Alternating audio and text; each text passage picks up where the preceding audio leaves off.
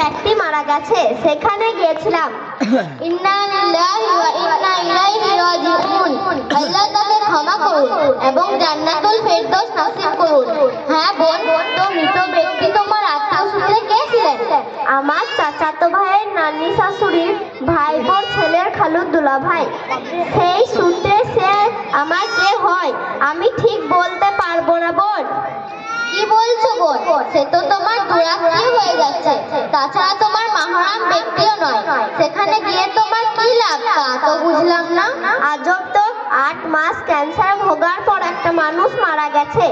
সে তো চিরদিনের জন্য চলে যাবে কবরে।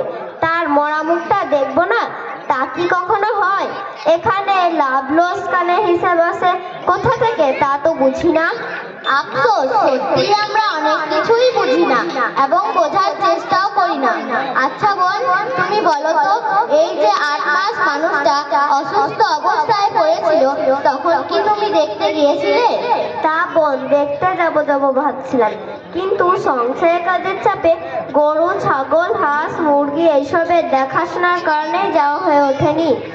আজকে তোমার সংসার যে সামলেছিল সেদিনও সেই সঙ্গে তো পার্থক্য শুধু এটাই হতো, অসুস্থ ব্যক্তিকে দেখতে গেলে রোগীর সান্নিধ্যে তুমি আল্লাহকে খুঁজে পেতে, আল্লাহর প্রিয় পাত্র হতে।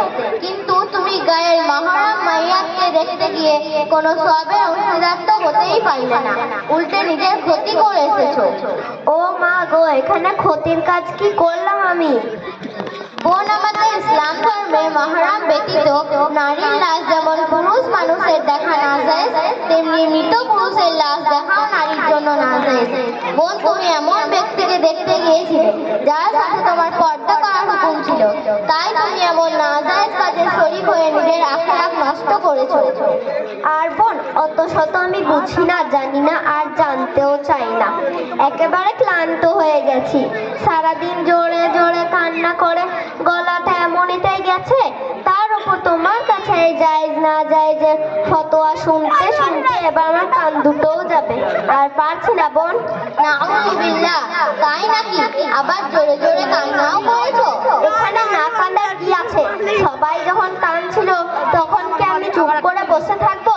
তখন আমি আমার নানি মরা কথাটা মাথায় ঢুকিয়ে জোর করে চোখে পানি এনে সবার সুরে সুর মিলিয়ে কান্না করে নিজের মান সম্মান রক্ষা করলাম। হায় হায় বোন, তোমার কথা শুনে আমার হাসিও পাচ্ছে আবার কান্নাও আসছে। মৃত ব্যক্তির কাছে জোরে জোরে কান্না করা বা বিলাপ করা যে কত বড় গুনাহ যদি জানতে, তাহলে বিলাপ করা চিরতরে ভুলে যেতে। এই বিলাপকারী নারীর জন্য পরকালে অপেক্ষা করছে ভয়ঙ্কর শাস্তি। কেন? কান্নাতেও দোষ? তাহলে মানুষ যাবে কোথায়, করবে কি? কান্নাতে দোষ নয় বোন, দোষ তোমার প্রকাশ ভঙ্গি। মৃত ব্যক্তির বিরহে তুমি চোখের পানি ফেলতে পারো, কিন্তু উচ্চস্বরে কান্না করা একদম শরীয়ত বর্হিত কাজ। এতে মৃত্যুর জন্য আল্লাহ পাককে দোষারোপ করা হয়, আল্লাহ তাআলার ফয়সালার উপর অসন্তুষ্টি প্রকাশ করা হয়। তাই নাকি? কিন্তু মৃত ব্যক্তির বিরহে যদি আমাদের বুক ফেটে জোরে কান্না আসে তখন কি করব? বোন, এটা তো ঠিক, আল্লাহ পাক আমাদের সকলকে সৃষ্টি করেছেন এবং আমাদেরকে একটি নির্দিষ্ট সময় নির্ধারণ করে দিয়েছেন। সময় পড়লে আল্লাহ তাকে সায় দিতে হবে, এটাই বাস্তবতা। তাই আমাদেরকে সবর করতে হবে। সবরকারীর সঙ্গে সবসময় আল্লাহ পাক থাকেন। আমরা যদি ধৈর্য হারিয়ে উচ্চস্বরে কান্না করে শরীয়তের সীমা লঙ্ঘন করি, তাহলে আমাদের জন্য পরকালে অপেক্ষা করছে ভয়াবহ আযাব। আযাবের কথা শুনে বোন আমার খুবই ভয় পাচ্ছে। আমাকে আরো কিছু শিখিয়ে দাও যেন আমি আযাব থেকে রক্ষা পেতে পারি। কিন্তু বোন, তুমি যে একটু আগেই বললে তুমি আজ অনেক ক্লান্ত। বলেছিলাম, কিন্তু এখন তোমার ভালো কথা শুনতে মন চাইছে। কিন্তু তাছাড়া আজ রাতিতে রান্না বান্নারও কোনো ঝামেলা নেই। জানো তো বোন, মরা বাড়িতে আজ যে গরুটা জবাই হয়েছিল না, সেটা দেখার মতো ছিল। আর মাংসটা রান্নাও হয়েছিল খাসা। পেট পুড়ে খেয়ে এসেছি, আবার টিফিনে করে বাড়ির জন্য নিয়েও এসেছি। তাই নিশ্চিন্তে তোমার কাছ থেকে এইরকম ভালো কথা শুনতে মন চাইছে। কি বললে? মৃত বাড়ির না? আস্তাগফিরুল্লাহ। তুমি কি জানো না বোন, পাড়া প্রতিবেশী নিকট আত্মীয় দূরাত্মীয় সবার জন্য মৃত বাড়ির খানা খাওয়া একদম অনুচিত। এতে অন্তর কঠোর হয়ে যায়, অন্তরে দুষ্ট